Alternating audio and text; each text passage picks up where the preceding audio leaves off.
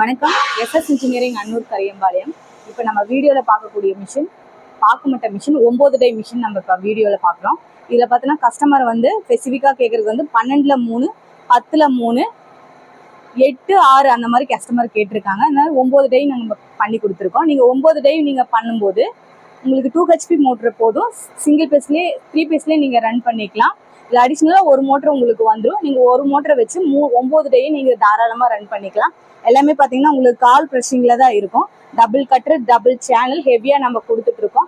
Machine எப்பயுமே உங்களுக்கு குவாலிட்டியாக தான் நம்ம பண்ணி கொடுத்துட்ருக்கோம். சர்வீஸ் பொறுத்தவரை உங்களுக்கு லைஃப் லாங் சர்வீஸ் இருக்குது. இந்த மிஷினில் எந்த ஒரு கம்ப்ளைண்ட் வந்தாலும் நேர்லேயே வந்து நாங்கள் பண்ணி கொடுத்துட்டு போவோம்.